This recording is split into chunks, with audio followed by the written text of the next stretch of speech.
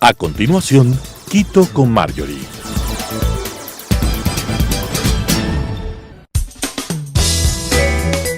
Clasificación A. Apto para todo público.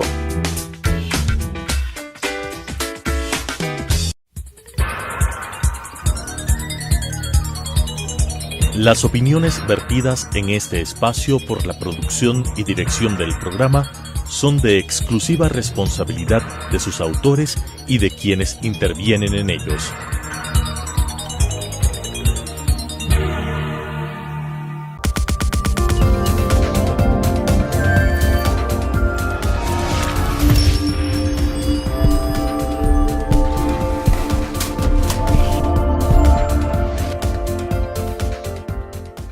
Amigas y amigos, bienvenidos. ¿Cómo evitar el desperdicio de alimentos? De acuerdo con datos de la FAO, actualmente pasan hambre entre 773 y 822 millones de personas a nivel mundial. Esta situación se ha agravado durante la pandemia, por supuesto, y las personas más afectadas, los más vulnerables, son los niños, los adolescentes y personas con diferentes condiciones de vulnerabilidad. Paradójicamente, en el mundo se desperdicia 1/3 de los alimentos que se producen y en el Ecuador cada año se pierden o desperdician 939,000 toneladas de alimentos, lo que equivale a más o menos 334 millones de dólares que se incineran o van a parar en los diferentes rellenos sanitarios. La pérdida o desperdicio de alimentos se produce en todos los eslabones de la cadena alimenticia. El 28% ocurre a nivel del consumidor, el otro 28% a nivel de la producción, el 17% en el mercado y diferentes canales de distribución, el 22% durante el manejo y almacenamiento de los productos y el restante 6% a nivel del procesamiento. Con base en estos datos, el 78% de los alimentos desperdiciados podrían redistribuirse y ser tomado con todas las condiciones bromatológicas del caso y con la inocuidad que les dé la condición de aptos para el consumo. Actualmente, la Asamblea Nacional está analizando un proyecto de ley que permitirá canalizar las donaciones de estos alimentos con el objeto de ayudar a la alimentación de los sectores más vulnerables. Para tratar este importante tema nos acompaña el ingeniero Carlos González. Carlos es director de la carrera de alimentos de la Universidad UTE y docente en el mismo programa desde hace 6 años. También es máster en calidad de alimentos de origen animal, otorgado por la Universidad Autónoma de Barcelona. Ha ganado el premio extraordinario al trabajo de titulación en este programa en el año 2014. Es candidato a doctor en ciencia de alimentos en la Universidad Autónoma de Barcelona. Es ingeniero de alimentos de la Universidad Tecnológica Equinoccial. Ha participado en varios proyectos de investigación dentro y fuera del país, relacionados siempre con la ciencia y la tecnología de alimentos. Varias de sus investigaciones han generado publicaciones, 6 de ellas son indexadas de alto impacto y la participación también en varios congresos importantes están dentro de su historial y si sigo pues se me va el programa. Muchísimas gracias, Carlos, por acompañarme. Muchísimas gracias, Marjorie, por la invitación. Este realmente es un tema que genera estupor en el día a día de todos los ciudadanos cuando vemos el desperdicio. Nos indigna, muchas veces somos o no somos parte de ello, ojalá que tuviéramos conciencia y no lo fuéramos. Existen, hay varios criterios a tomar en cuenta, pero quisiéramos que nos expliques con claridad qué significa este término que escuchamos ahora o con cierta frecuencia cuando hablamos del desperdicio de alimentos, los términos bromatológico y el término inocuidad. Perfecto. El término bromatológico se refiere a la composición de los alimentos, principalmente a la composición de los macronutrientes. ¿Cuáles son estos macronutrientes? Estos son las proteínas, los carbohidratos y las grasas principalmente. Y bueno, también tenemos los micronutrientes donde están las vitaminas y los minerales. Cuando hablamos de una composición bromatológica de un alimento, estamos refiriéndonos a la composición de este, ¿sí? Es decir, qué cantidad de proteína tiene, qué cantidad de carbohidratos tiene, qué cantidad de grasa tiene. ¿Y por qué es importante determinar la calidad bromatológica de un alimento? Porque estos macronutrientes son los que nosotros nos dan la energía, ¿no es cierto?, para poder vivir. Es la parte de nuestra nutrición normal. Aparte, el término inocuidad, en cambio, se refiere al tema de que los alimentos no nos hagan daño, ¿sí? La inocuidad alimenticia se refiere a que cualquier alimento que yo consuma no me haga daño en ningún tipo ni en ningún momento, ¿no? Normalmente con la inocuidad siempre están presentes tres conceptos, que son los peligros, ¿sí? ¿Qué tipos de peligros pueden existir en un alimento? Pueden existir peligros físicos, como por ejemplo un hueso, un pedazo de metal, cualquier cosa de esas. Hay peligros biológicos, donde entran todo el tipo de microbiología, es decir, microorganismos que nos pueden hacer daño. Y el tema químico, que pueden estar el tema de todo lo que rastros de pesticidas, rastros de antibióticos y otro tipo de cosas que también nos pueden hacer daño como consumidores. ¿Cuáles son las razones más comunes para el desperdicio de alimentos? Principalmente, como en la introducción estuvo, es del consumidor. ¿Por qué el consumidor? Porque nosotros a veces compramos más de lo que podemos consumir, normalmente en el supermercado. También no estamos para nada acostumbrados a leerles las etiquetas de los productos que consumimos. Bueno, es un tema de cultura, ¿no? Pero si nosotros leyéramos, por ejemplo, las fechas de caducidad de los productos, leyéramos, por ejemplo, cómo se tienen que conservar, probablemente podríamos reducir ese desperdicio y también que afecta a nuestra economía, ¿no es cierto?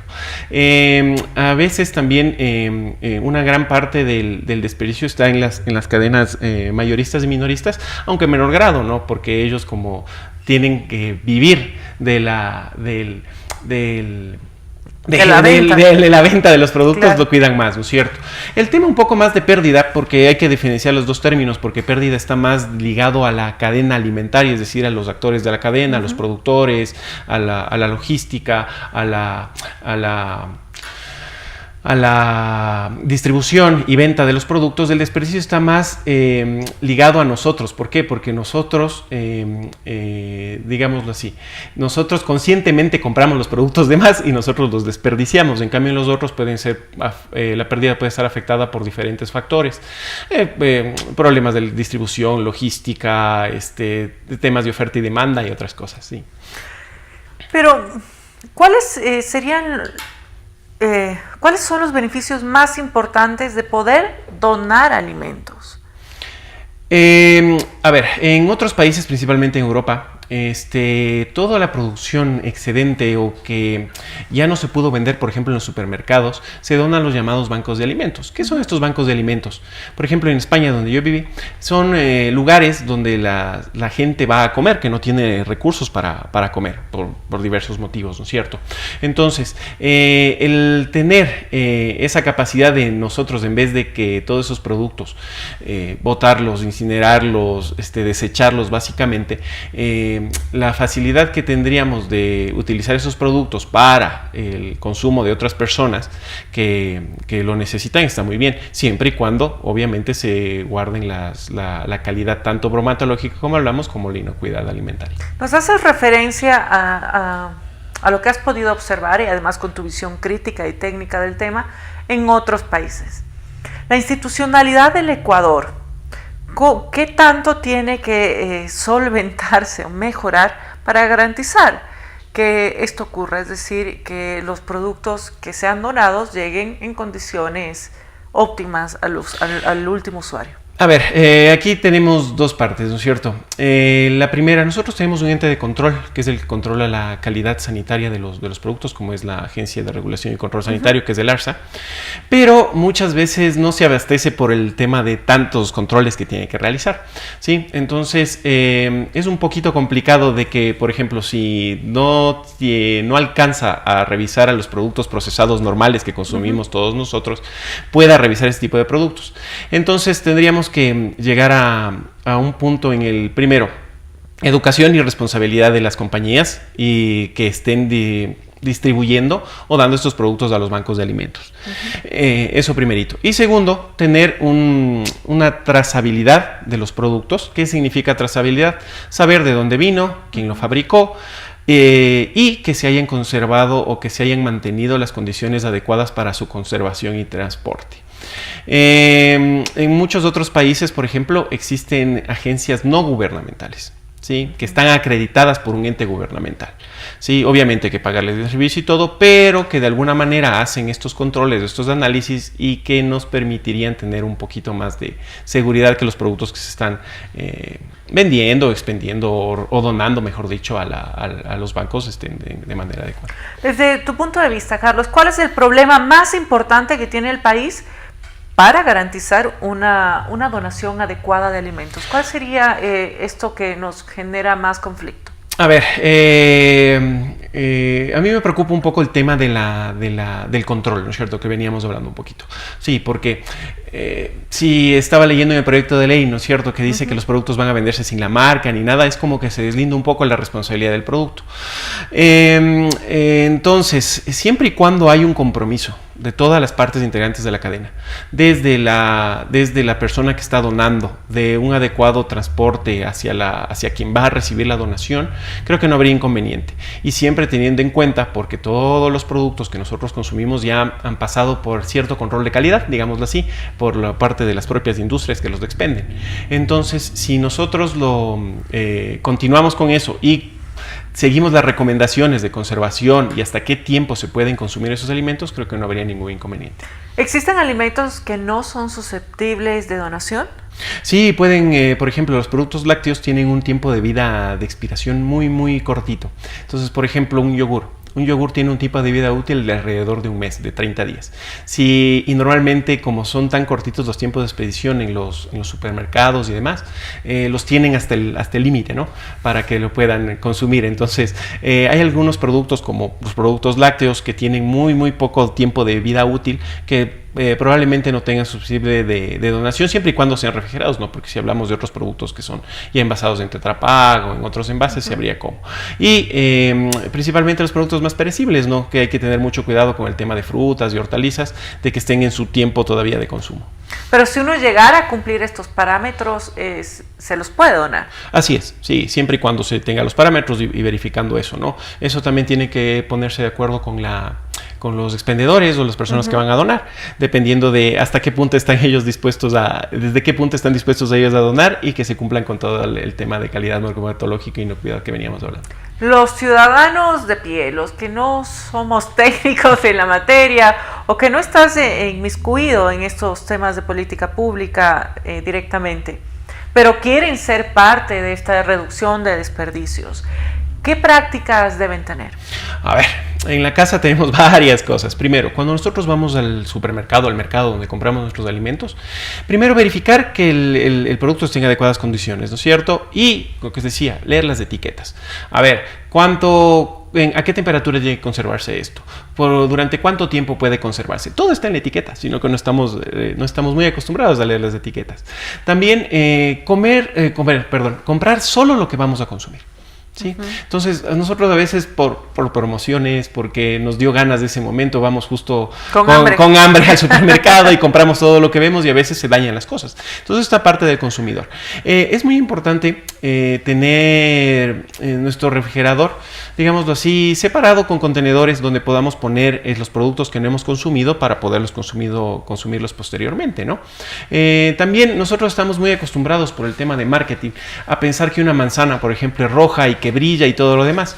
Hay muchas otras frutas, hortalizas que probablemente no se vean tan bonitas, pero que cumplen con los requisitos bromatológicos de inocuidad y que tranquilamente las podríamos consumir, ¿no? Sino que esa imagen nosotros tenemos de siempre comprar la fruta perfecta o la hortaliza perfecta está en la mente siempre, ¿no?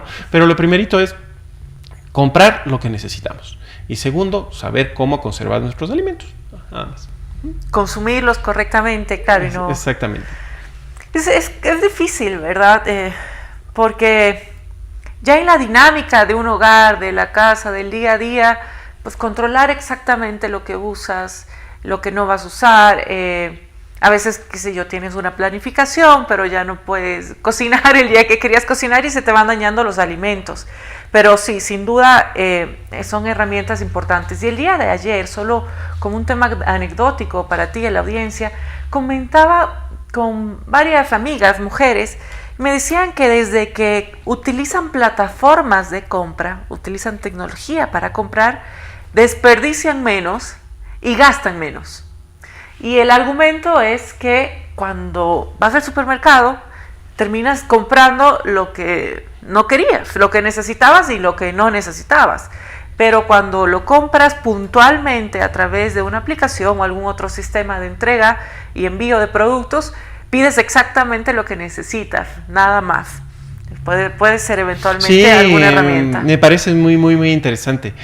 Yo también estoy utilizando mucho la tecnología, es verdad. ¿Por qué? Porque al final uno se ciñe una lista y ahí viene el tema del marketing, ¿no? Que veníamos hablando. Uno cuando va al supermercado o se va con hambre y todo lo demás, como que se le despierta un poco más las ganas de comprar y ver lo que tiene y no compra exactamente lo que utiliza o lo que necesita, ¿no?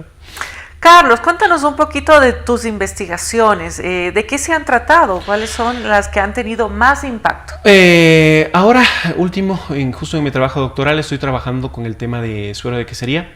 ¿Qué es el suero de quesería? Cuando uno hace queso uno no se imagina, pero por ejemplo para producir yo 10 kilos de queso tuve que haber procesado 100 kilos de leche.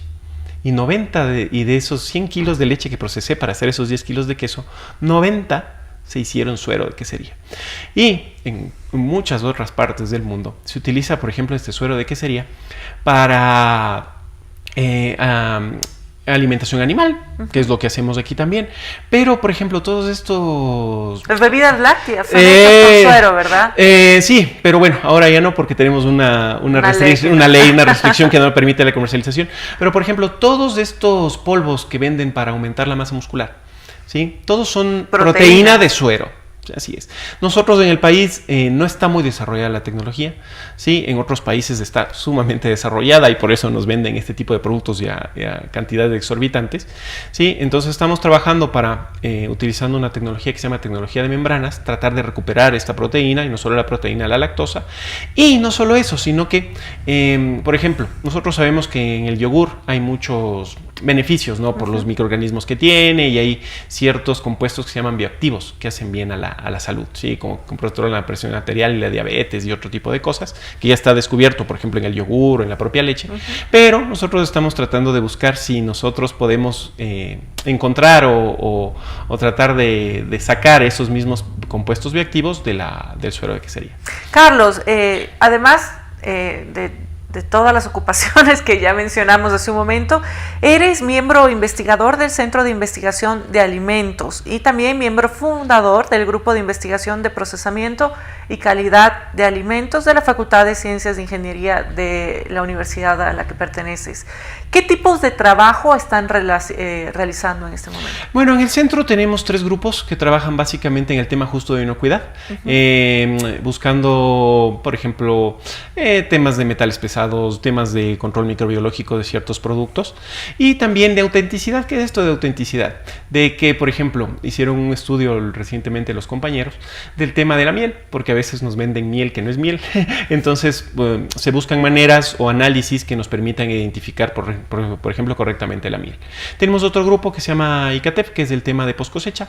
Entonces, ahí se trabaja todos justo este mismo tema para alargar la vida útil de los alimentos. Es decir, que, por ejemplo, las frutas, las hortalizas duren más tiempo, no con químicos, no con otros, sino con otros tipos de métodos como radiación ultravioleta, con ozono y otras cosas. Y mi grupo, que es de Procal, justo que estamos trabajando en el suero y también trabajamos en temas de implementación de sistemas de gestión de la inocuidad alimentaria con buenas prácticas de manufactura, que hemos, por ejemplo, ayudado a algunas asociaciones, por ejemplo, de queseros de Machachi, en Cayambe, para implementar este tipo, que mejoren o aseguren la inocuidad de los productos que estén. Desde tu punto de vista técnico y desde la experiencia, ¿ves con buenos ojos que se norme la donación de productos alimenticios, por supuesto, en buen estado? Así es. Sí, es necesarísimo, ¿no? ¿Por qué? Porque estamos jugando con la salud y el bienestar de la gente, ¿no? Entonces, tiene que estar normado para que el producto que les llegue a las personas que reciben la donación sea de adecuada calidad, como veníamos hablando, bromatológica y de inocuidad. ¿Cómo ves el futuro del Ecuador? Tú tienes una cosmovisión y además importantes herramientas de análisis. ¿Cómo ves el futuro del Ecuador con las cifras que dijimos respecto al déficit alimentario que existe, con las iniciativas que se están tomando en este momento, ¿cómo podemos hacer una perspectiva de lo que será el Ecuador en un mediano y largo plazo? Bueno, lo que necesitamos primero es educación, ¿no? De todas las personas, principalmente de los consumidores y nosotros. Nosotros hace algún tiempo en la universidad dábamos cursos de higiene y manipulación de alimentos a personas en general, y ahí dábamos estos pequeños tips, ¿no es cierto?, de cómo conservar los alimentos, y eso había ayudado mucho, ¿no? Entonces, desde la educación de las personas, ¿no?, para evitar este desperdicio de productos. De ahí, en el eslabón, normalmente en la parte industrial hay muy poca pérdida. ¿Por qué? Porque los industriales buscan su beneficio económico, ¿no? Entonces tratan de sacar la menor cantidad de pérdida. Pero nosotros tenemos mucha pérdida, por ejemplo, en la parte de los productores. Sí, eso también es un tema de capacitación, de tecnificación de los productores, de los agricultores, de los productos que se necesiten. Hay también que invertir ahí, sí, en tema de capacitación para ir disminuyendo las pérdidas. Y finalmente yo creo que con estas iniciativas probablemente podamos reducir de manera drástica el desperdicio de alimentos que tenemos en el país. Sin duda alguna podemos colaborar para evitar todos, desde el espacio en el que estemos, el desperdicio de alimentos desde casa, de cualquiera de nuestros espacios, ¿verdad? Pero tenemos que tomar en cuenta que existe mucha gente en nuestro entorno que atraviesa por situaciones difíciles y por hambre. Y desde nuestro espacio de influencia, intentar ayudarlos. ¿Qué consejos nos podrías dar al respecto? Bueno, es lo que pasa, ¿no es cierto? Es, si yo tengo de más, ¿por qué no tengo un poquito más que los demás? ¿Por qué no donarle y darle a las demás personas, ¿no? Es un tema también de un poco de cultura, ¿no?, de la sociedad. De no desperdiciar el alimento, ¿no?, sino de tratar de llevarlo a alguien más, ¿sí?, a una persona de situación vulnerable.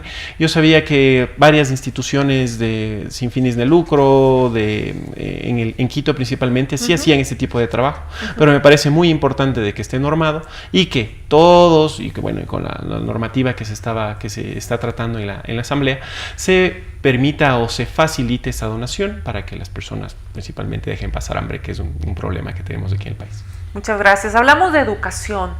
¿Dónde podemos buscar información y educarnos al respecto? Bueno, nosotros en la universidad, cuando quieran, tenemos varios cursos y varias cosas que podemos ayudar, pero hay muchas plataformas tecnológicas. La principal es de la FAO, ¿no?, que es la Organización de las Naciones Unidas para la Agricultura y la Alimentación de las Naciones Unidas. Hay una página web que es fao.org, y ahí se puede encontrar una gran cantidad de información sobre conservación de alimentos, sobre el tema de este tema de las cifras de desperdicio, temas de hambre y otras cosas son muy interesantes que están a disposición del público. También hay varios cursos que da la misma FAO que son totalmente gratuitos y que les pueden servir a todos. Muchísimas gracias. Nos ha acompañado Carlos González. La donación de alimentos sin duda es parte de la solución, pero no es la única solución. Este problema, como lo hemos podido apreciar, está presente en todas las fases de la cadena alimenticia, y tanto el Estado como la sociedad civil, la empresa privada y todos los ciudadanos debemos hacer conciencia y actuar para poder aprovechar mejor y de mejor manera nuestros alimentos. Sobre todo, garantizarles el acceso de alimentos en buenas condiciones a nuestros niños, principalmente en sus primeros 1000 días de vida, y así contribuir a su pleno desarrollo físico e intelectual. Amigas y amigos, espero que este programa haya sido de su interés. Agradezco nuevamente al ingeniero Carlos González. Ha sido muy ilustrativo también conversar con usted. Espero que nos acompañe en un próximo programa. Muchas gracias, Carlos. Muchas gracias, Mayori, por la invitación. Gracias. Las opiniones vertidas en este espacio por la producción y dirección del programa son de exclusiva responsabilidad de sus autores y de quienes intervienen en ellos.